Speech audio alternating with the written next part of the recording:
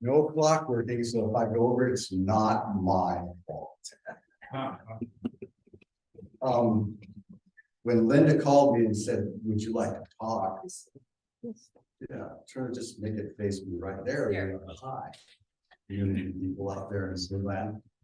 When she called me and she told me the theme of everything, I mean, I asked her when, and then she says, you know, the theme is prayer, the door to order, we're examining the prayer for peace. Spirit blocked everything after the word prayer. Now, I'm dead serious about that. I heard one word, I wrote one word down, and I thought I was supposed to talk about prayer. So up until last Thursday, when I called her at home and said, what's the thing again? I'm gonna make sure I'm doing this right. And she said, well, the prayer to order, we're gonna examine the prayer for protection. Somebody else is gonna do that. It's not gonna be me. So when I heard that word prayer, I started thinking about the first thing I thought about was the tenet that says through affirmative prayer and meditation, you come in conscious contact with God and bring out the good in your life. With prayer and meditation, you bring your conscious contact. And I started realizing that what I read in that particular tenet was to bring out the good in your life, you meditate. And that way you'll make conscious contact with God. And I'm saying, I've read this thing 1,000,000 times. And I've seen through affirmative prayer and meditation, you bring out the good in your life when you make conscious contact with God.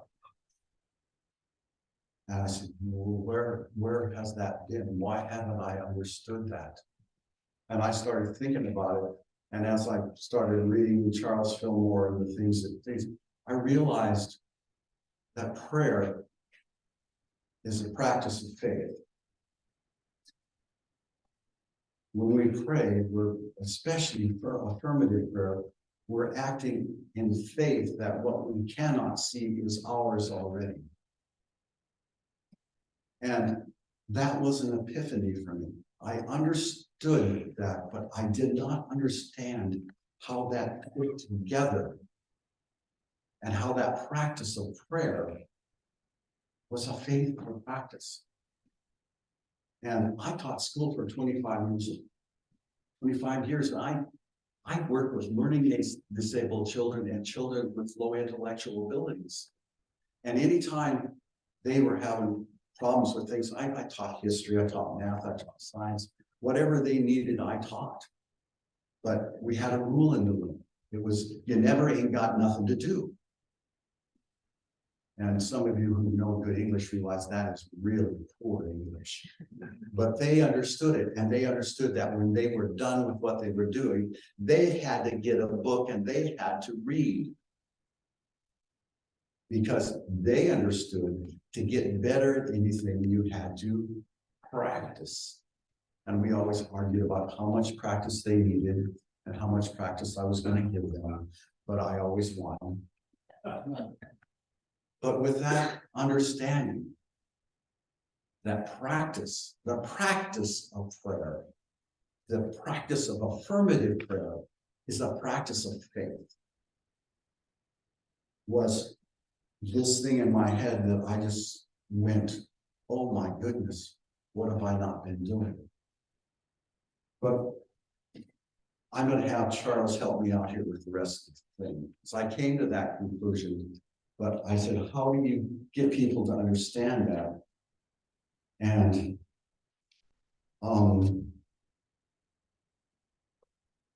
just like when Janine called me and said, what kind of music do you want? I said, I have no idea. This is hard enough to do this part of it. So we get these 2 songs today that are so powerful and so much a part of what we need to do in our lives. This idea of prayer. It's perfect. So thank you, Jeff. Thank you very much. And for the music today. So This is right out of the foreword to Teach Us to Pray by Charles and Cora Fillmore, Charles's second wife. And this is what it says.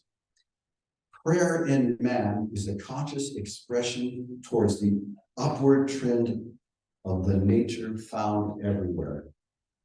This upward trend of nature is a phrase that Charles uses all over. You could replace it with evolution. That he sees that the whole process in life is that it is always evolving upward. That when we are always evolving towards the truth of our true nature, which is the Christ within us, the divine within us, to know who we truly are.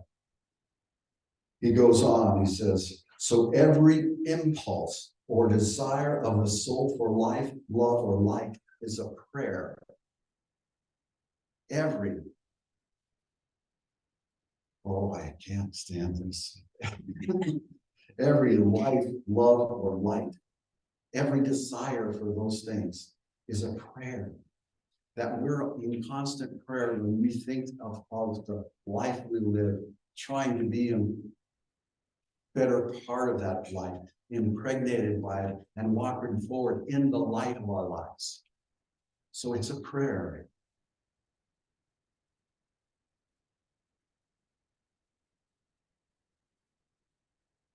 What we earnestly desire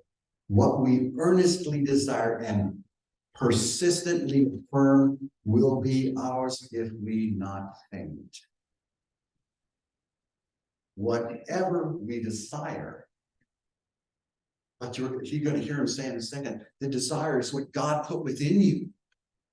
The best example I can give of that, I don't believe there's anybody in this room right now that went to Unity Church as a child or any length of time. I know Pamela Peabody did. And I know the young lady that was here for a while and lives up in Polson now did. But the rest of us were brought here by some desire of ours to encounter our own true nature, the love of life that is in us, the divine within us. That desire was implanted. It's like the guidance system in a missile.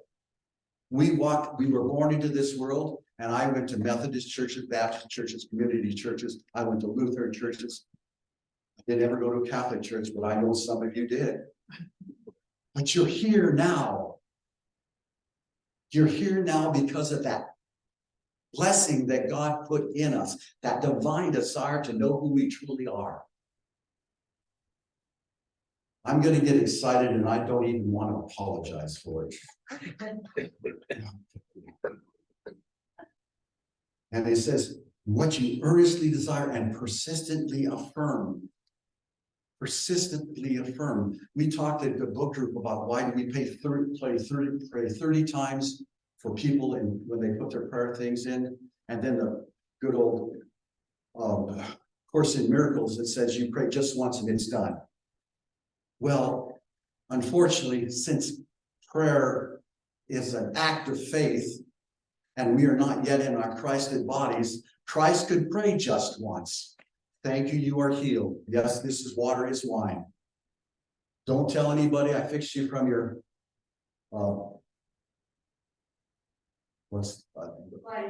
blindness or your plague or whatever it was, but don't tell anybody I did it. Just go about your business.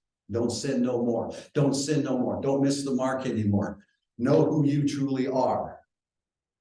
You are divine children of God, created in the likeness and image of God. Perfection we've not yet reached. So we have to be persistent in our prayer. We must be persistent in our practice of faith.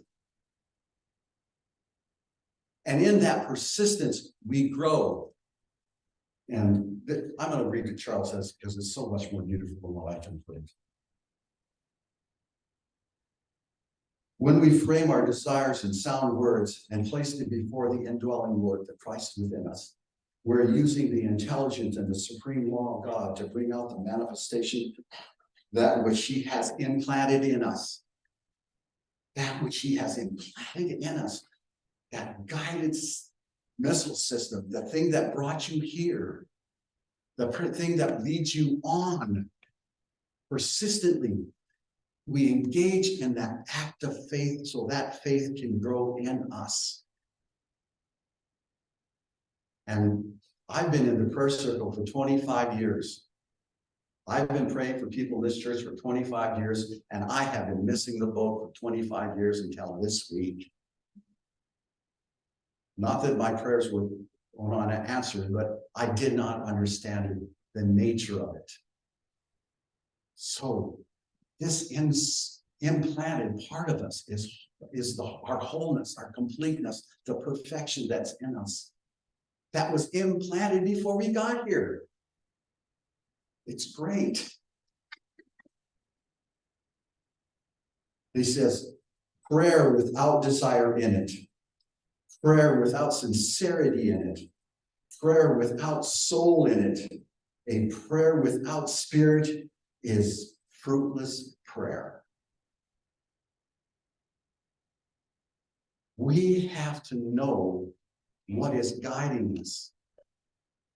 We have to understand that that interior part of us that calls for us this desire to bring us forward in our lives can't be without some feeling, without some emotion.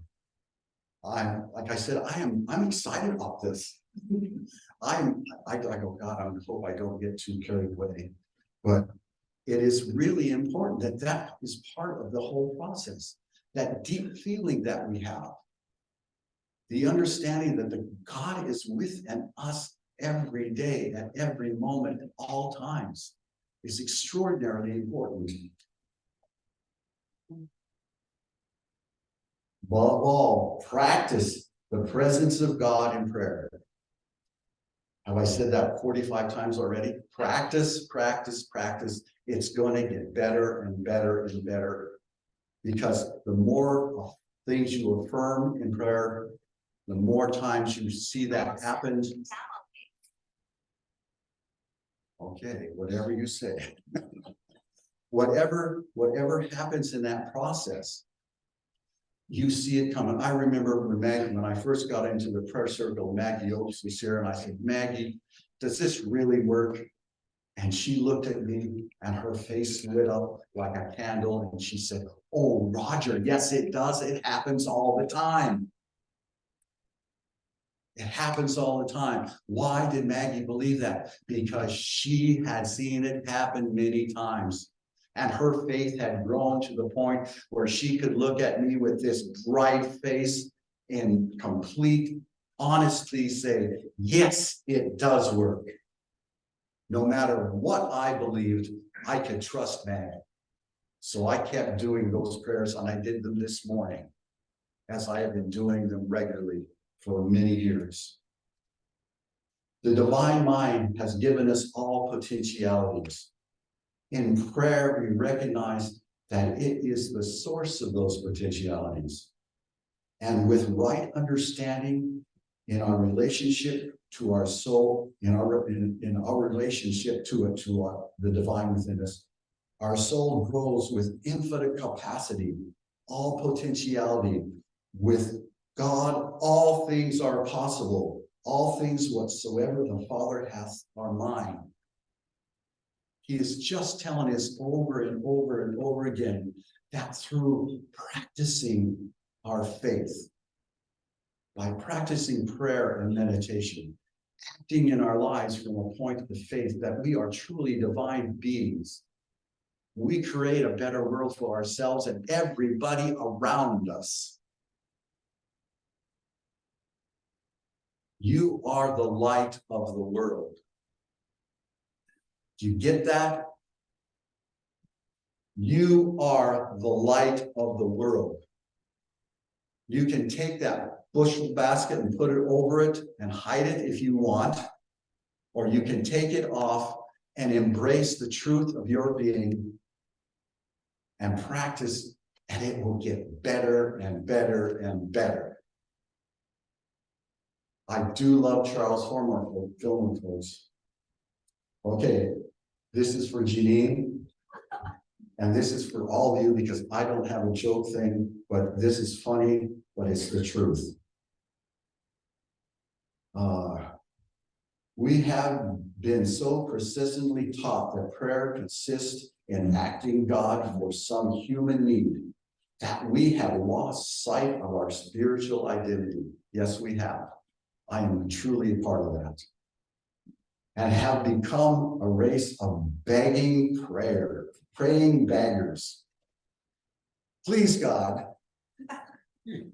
dear Lord, you must give me a Mercedes-Benz. My friends all have Porsches. I must make amends. Thank you, Chris Christopherson. That whole idea that we, and when we start praying, what we ask for things we want instead of affirming the things we have. Believe it or not, they are practicing your faith. It's a place to begin, and you move into affirmative prayer. And you become more and more persistent in the practice of prayer, in the practice of your faith, and it grows inside you.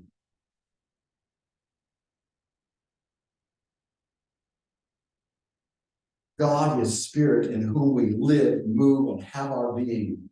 We are the offspring of this spirit and can make conscious contact with it during our attention, always. If I've not ever told you, I can't read. Not out loud anyway. We are the offspring of spirit and can make conscious contact with it by turning our attention away from material things and thinking about spirit.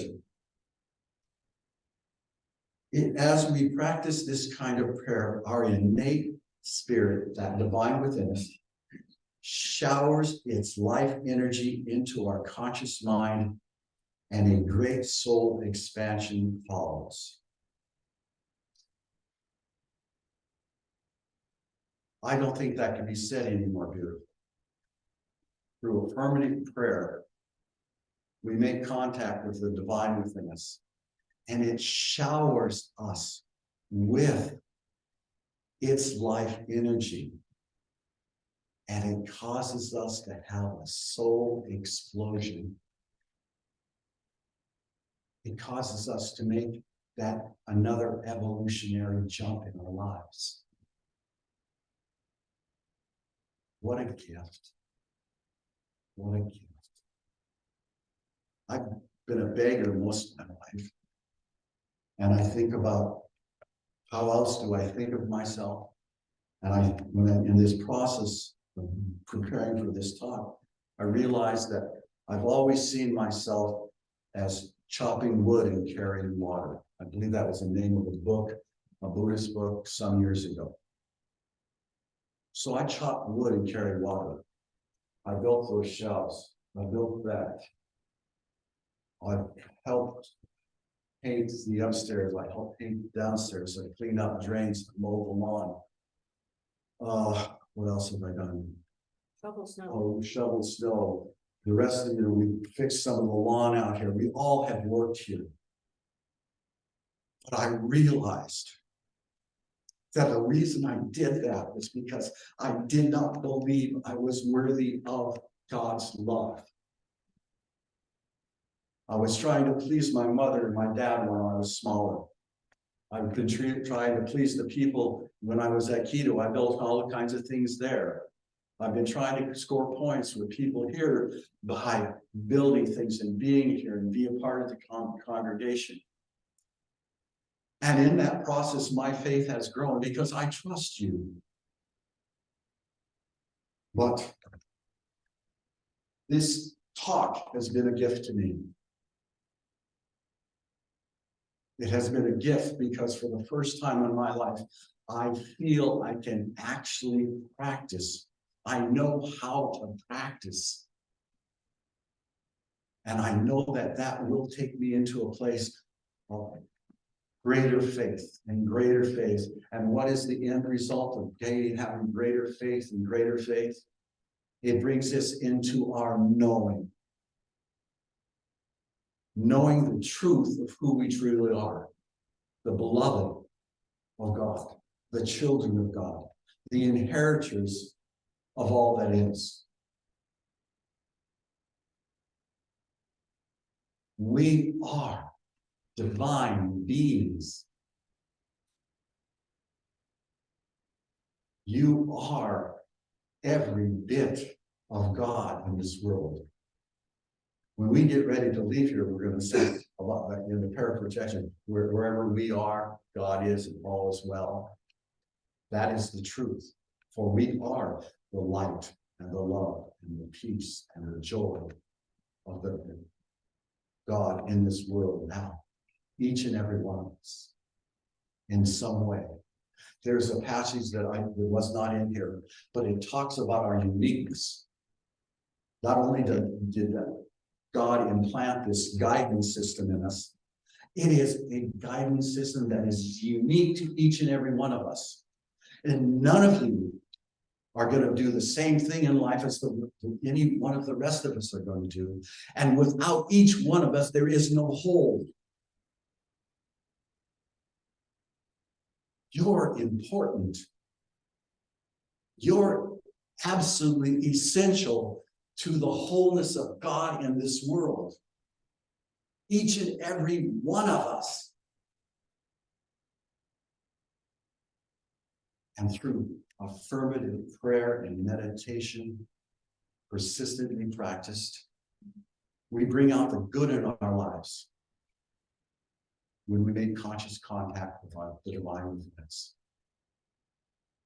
That's what I have to share with you, but let's do a meditation. So if you get comfortable in your chairs or the pews or wherever you're at there, Zoom land.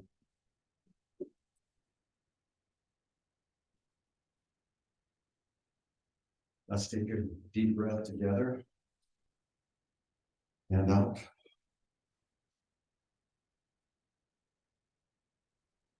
And time.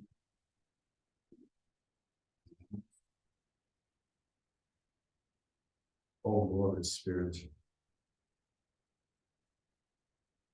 we give thanks for the desire within us to know the truth of our being. We give thanks for all those who have shown us the way, for the beloved Christ.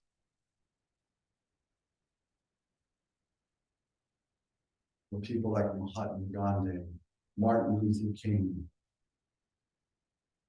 and of so many others. We thank you, we thank you, we thank you, for we know we are whole, complete, and perfect.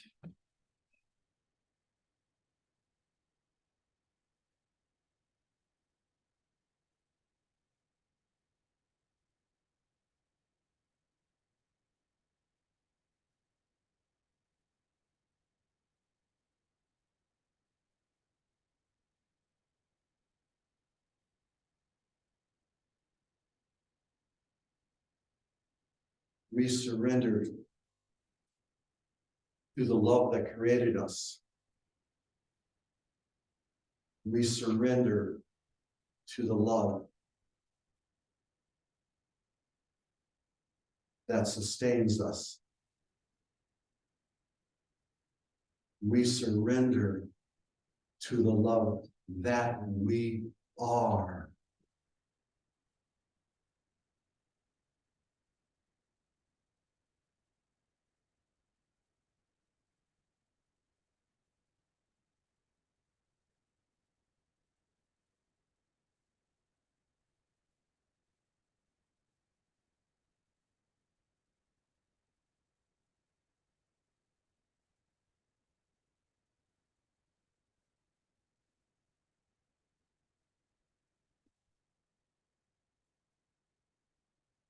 We are brothers and sisters in Christ. We are the inheritors to the kingdom of God that dwelleth within us.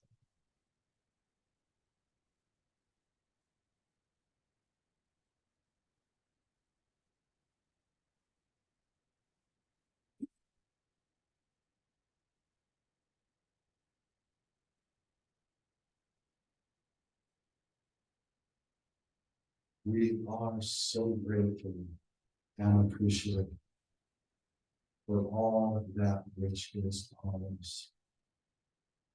And we give thanks.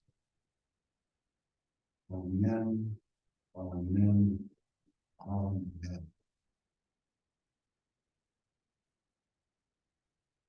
Thank you very much. Namaste.